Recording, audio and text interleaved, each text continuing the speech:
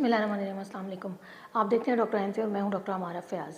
अगर आप भी औलाद के लिए परेशान हैं और आजकल इस जुस्तजू में आप हैं तो ये वीडियो आप एंड तक ज़रूर देखिएगा। इसमें हम बात करेंगे फ़ीमेल एग क्वालिटी के बारे में कि फ़ीमेल एग्स अगर नहीं बन रहे तो क्या करना चाहिए, और अगर बन रहे हैं उनकी क्वालिटी अच्छी नहीं है तो उसके लिए हमें क्या करना चाहिए, और क्वालिटी अच्छी क्यों नहीं है, क्या वजूहात हो सकती हैं, और क्वालिटी को हम पता करना चाहें कि किस तरह की क्वालिटी है एग की फ़ीमेल की, तो उसके लिए हम क्या टेस्ट करवा सकते हैं। और अगर एक दफ़ा हमें पता चल गया कि अच्छी क्वालिटी नहीं है तो क्या क्या सप्लीमेंट्स या क्या क्या चेंजेस, लाइफस्टाइल चेंजेस हम कर सकते हैं जिनसे ये कि फ़ीमेल एग की क्वालिटी बेहतर हो। तो ये सब कुछ आज हम इस वीडियो में डिस्कस करेंगे। तो सबसे पहले हम देख लेते हैं कि कुछ फैक्टर्स जिनकी वजह से फ़ीमेल एग की क्वालिटी ख़राब होने के इम्कानात होते हैं। जैसे सबसे पहला तो आ जाता है इसमें एज एक ऐसा फैक्टर है कि बढ़ती एज के साथ हार्मोन्स के ज़रिए असर फ़ीमेल एग की क्वालिटी डिक्रीज़ करती जाती है, यानी उसका साइज़, उसकी उसकी जाइगोट बनाने की कैपेसिटी, ये सारी चीज़ें विद एज कम होती जाती हैं। तो यूजली जो 37 इससे ऑनवर्ड्स, 36 ऑनवर्ड्स, 37 ऑनवर्ड्स जो फीमेल्स हैं उनके अंदर एग की क्वालिटी इतनी अच्छी नहीं रहती। लेकिन फिर वही बात है कि दैट डिपेंड्स, जहाँ अल्लाह की कुदरत आए वहाँ बंदा कोई बात हम नहीं कर सकते। एक्सेप्शंस हर जगह पे होती है, लेकिन स्टिल ये एक जनरली देखा गया है कि एज और हार्मोन का लेवल, मुख्तलिफ रिसर्चेज भी हैं कि बढ़ती एज के साथ जिस तरह हार्मोन का लेवल बढ़ता जाएगा तो ये एग की क्वालिटी कम होती जाएगी। कुछ फीमेल्स ऐसी होती हैं जिनमें जेनेटिकली यानी नस्ल दर नस्ल चला आ रहा होता है कि भाई उनके एग्स की क्वालिटी इतनी बेहतरीन नहीं होती, हार्मोन का एक ख़ास लेवल है वो उन लोगों में बढ़ता ही नहीं है, या जिसकी ज़्यादा होने की ज़रूरत है वो ज़्यादा नहीं हो रहा होता, और जिनकी कम होने की ज़रूरत है वो कम नहीं हो रहा होता। या समटाइम्स ऐसा भी होता है कि नस्ल दर नस्ल, अगर पहली कोई 8 नस्लें पीछे, 4 नस्लें पीछे किसी खातून उस खातून में फैमिली में अगर बच्चे हैं भी हैं और बच्चे पैदा करने की सलाहियत भी खातून की ठीक थी, वो ऑनवर्ड्स नीचे आते आते आते आते जेनेटिकली कई फैमिलीज़ में कम हो जाता है। तो इसमें किसी का भी वो दोष नहीं है, लेकिन ज़ाहिर बात है इसको इम्प्रूव करने के लिए हम स्टेप्स ले सकते हैं।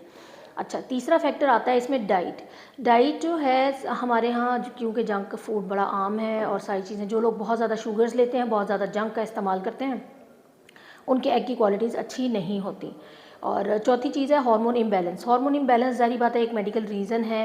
हार्मोन्स जब पीसीओज़ होना शुरू हो जाए फीमेल्स में, या उसकी वजह से फिर हार्मोन इम्बैलेंस होगा, तो अगर हार्मोन इम्बैलेंस हो रहा है तो डेफिनेटली फ़ीमेल की एग क्वालिटी इतनी अच्छी नहीं होगी। तो पीसीओज़ यूजली यंग फीमेल्स में बड़े कॉमन होते हैं। इसके लिए अगर कोई इस तरह के प्रॉब्लम्स आ रहे हैं, साइकिल डिस्टर्ब है या इस तरह, तो आपको वहीं पे पकड़ लेना चाहिए, चाहे शादी हुई है या नहीं हुई।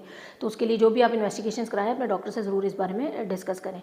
और आखिरी एक वजह समटाइम्स ये भी एक रिसर्च के थ्रू देखा गया है कि मौसम बड़ा असरअंदाज होता है एग की क्वालिटी पे। लाइक जितना गर्म मौसम होगा, जितना हॉट वेदर है, वो फीमेल एग की क्वालिटी पे असरअंदाज होगा और उसकी क्वालिटी को ख़राब करने में उसका रोल होगा। अब हम नेक्स्ट देख लेते हैं कि कोई ऐसे टेस्ट जो करवाने से फ़ीमेल एग की क्वालिटी का हमें पता चल सके कि इसकी क्वालिटी अच्छी है या नहीं है, या अच्छी होगी या नहीं होगी। सबसे पहला जो टेस्ट है जो हम एग की क्वालिटी को चेक करने के लिए करवा सकते हैं वो है follicle stimulating hormone, FSH hormone. Periods के डे 3 या 4 पे करवाया जाता है, और इसके नाम से ही आपको आइडिया हो गया फॉलिकल स्टिमुलेटिंग हार्मोन, यानी ये फॉलिकल को स्टिमुलेट करता है, उसको मेच्योर करने में ये इसका रोल होता है कि एक फॉलिकल को मेच्योर करे, बहुत सारे जो भी फॉलिकल्स होते हैं उनके अंदर से एक फॉलिकल को मेच्योर करे और उसको जाइगोट बनाने के या उसको स्पर्म के साथ मिलने के काबिल करें। इसका लेवल अगर 1 से 9 इंटरनेशनल यूनिट्स पर लीटर के दरमियान है तो ये नॉर्मल है। अगर 10 से 14 तक है तो ये बॉर्डर लाइन में आएगा, और 14 से ज़्यादा हो तो ये एबनॉर्मल भी है। और यूजली जो पोस्ट मेनोपॉजल फीमेल्स होती हैं जिनके अंदर मेंस्ट्रुअल साइकिल ख़त्म हो गया होता है, उनके अंदर ये इसका हार्मोन का लेवल 25 तक भी पहुँच जाता है, 25 इंटरनेशनल यूनिट्स पर लीटर तक भी। तो अगर तो हार्मोन ज़्यादा है 10 से, तो इसका मतलब ये होगा कि ये कोई भी एक मेच्योर फॉलिकल बनाने के काबिल नहीं है। ये बहुत सारे फॉलिकल्स को मेच्योर करने की कोशिश में किसी एक को भी मेच्योर नहीं कर सकेगा। लाइक जब जाहिर बात है, लेट्स से कि ये पावर हाउस है, ये बहुत सारे फॉलिकल्स में थोड़ी थोड़ी एनर्जी सब में डाल देगा, लेकिन कोई एक फॉलिकल में फुल एनर्जी करके उसको पूरा बड़ा नहीं करेगा। तो इसके लेवल से हमें एक पहले ये चीज़ पता चल गई। दूसरा एक हार्मोन है प्रोजेस्टेरॉन हार्मोन। इसको हम डे 21 पे करवा सकते हैं, हम ये जानने के लिए कि जो एग बना था वो कितना मैच्योर हुआ था, कितना अच्छा मैच्योर हुआ था, और वो जाइगोट के साथ मिलने के उसमें था या नहीं था। और तीसरी जो चीज़ है, अगर हम फॉलिकल का साइज़ डायरेक्टली मैयर भी करना चाहें तो एक अल्ट्रासाउंड भी हम करवा सकते हैं फॉलिकल के साइज़ को मैयर करने के लिए। ये डे 14 पे होगा और इस टाइम तक usually by this time, day 14 का मतलब कि जब मेंस्ट्रुअल साइकिल का डे 1 था उस दिन से लेके 14वें दिन तक, जब 14 डे को हम 14 डे पे हम स्कैन करवा सकते हैं। और उसमें क्या हम चेक करेंगे फॉलिकल का साइज़, जो कि 17 से 28 इसके दरमियान कहीं भी हो तो वो नॉर्मल कंसीडर किया जाता है, मेच्योर फॉलिकल कंसीडर किया जाता है। नॉर्मली जो है वो एवरेज जो है अराउंड 22 मिलीमीटर्स इसका साइज़ कंसीडर करते हैं, उसको बड़ा मेच्योर फॉलिकल उसको हम समझ लेते हैं। अच्छा, तो अगर तो फॉलिकल का साइज़ इतना है तो इसका मतलब है कि ये एक अच्छा फॉलिकल बन गया है, अच्छा फॉलिकल तैयार हो गया है और ये कंसीव कराने की सलाहियत रखता है, ये स्पर्म के साथ मिलने की सलाहियत रखता है। अगर तो इसका साइज़ इससे कम है तो विच मीन्स कि ये मेच्योर फॉलिकल नहीं है। अच्छा, ये तो हो गए टेस्ट कि जिनको हम करवा कर तो हम पता कर सकते हैं कि फॉलिकल की जो क्वालिटी है, जो हमारे एग की क्वालिटी है वो किस तरह की है। अब हम देख लेते हैं कि ऐसे कौन से काम हैं या ऐसे कौन सी चीज़ें हैं जिनको अडॉप्ट करके हम लोग फॉलिकल के साइज़ को या एग के साइज़ को, फीमेल एग के साइज़ को हम अच्छा कर सकते हैं और उसको नेचुरली मेच्योर होने में हेल्प कर सकते हैं। तो सिंपल सी बात है कि जो चीज़ें हमने इसके वजूहात में बताई थी मैंने पहले, उन्हीं को हम एलिमिनेट करें तो आसान हो सकता है। जैसे कि अगर एज है तो एज, बढ़ती एज के साथ फॉलिकल का साइज़ ख़राब होता है तो हम छोटी एज में शादी कर लें। खैर, अब तो जिसकी शादी हो गई वही देख रहा होगा ये वीडियो, तो उस चीज़ को हम निकाल देते हैं। जेनेटिक रीजंस में भी फीमेल का खुद कोई रोल नहीं है, लेकिन जैसे कि जंक फूड एलिमिनेट किया जा सकता है, ये आपके अपने हाथ में है। शुगर्स कम किए जा सकते हैं, सिंपल शुगर्स जो हैं उनको स्पेशली कम करना ज़रूरी है। कॉम्प्लेक्स कार्बोहाइड्रेट्स आप लोग ले सकते हैं, फिर भी उन अवॉइड करें, जितना मैक्सिमम कार्ब्स कम कर सकते हैं उतना कार्ब्स कम करें और अपनी लाइफ को एक्टिव करें, एक्टिव लाइफस्टाइल अडॉप्ट करें, वॉक करें। और ये नहीं होता घर के काम जो आप कर रहे हैं वो वॉक है, घर के काम वॉक नहीं है। मुस्तकिल 40 मिनट ब्रिस्क वॉक करना है, शुरू में स्लो से शुरू करें, 10 मिनट करें, फिर 15 मिनट पे आ जाएं, फिर 35-40 इस तरह, ठीक है।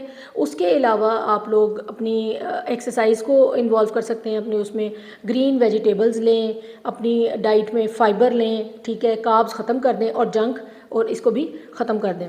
उसके अलावा जो प्रोसेस्ड आप फूड्स लेते हैं ना, जैसे ये केक्स हो गए, ये सब बनते हैं मैदे से, तो होल ग्रेन्स लें, मैदा और इस तरह की चीज़ें ना लें। अच्छा, अब आप सोच रहे होंगे कि ऐसा क्या सप्लीमेंट लें कि जो नेचुरली एग की क्वालिटी को बेहतर करने में हेल्प कर सके।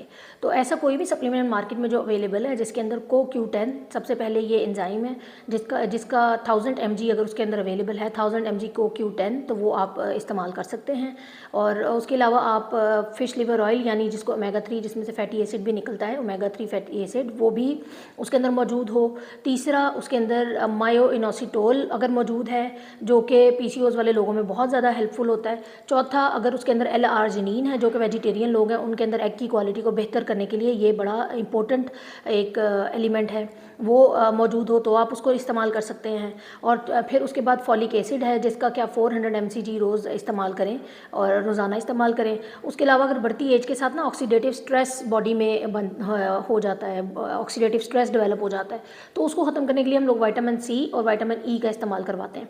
तो ज़रूरी नहीं है कि आप एक ऐसा सप्लीमेंट लें जिसके अंदर ये सारे मौजूद हों, लेकिन ज़ाहिर बात है जब आप अपने डॉक्टर से डिस्कस करेंगे, अगर आपको PCOS डेवलप हो रहा है तो वो मायोइनोसिटोल वाले सप्लीमेंट्स पे ज़्यादा फोकस करेंगे। अगर आपको कोई और वजूहात हैं तो वो फिर CoQ10 और L-आर्जिनिन वाले सप्लीमेंट्स पे जाएंगे। तो ये इस तरह है, और ये सारे नेचुरली सपोर्ट करते हैं एग की क्वालिटी को बेहतर बनाने में। ये कोई मेडिकल उस तरह से नहीं है कि ये आप इसे अपनी डाइट में ऐसी चीज़ें इंक्लूड करें जिसके अंदर ये सारी चीज़ें मिलती जाएँ, तो भी कोई ऐसा इशू नहीं है कि आप यही सप्लीमेंट्स लेके ही खाएंगे तो ही एग की क्वालिटी इंप्रूव होगी।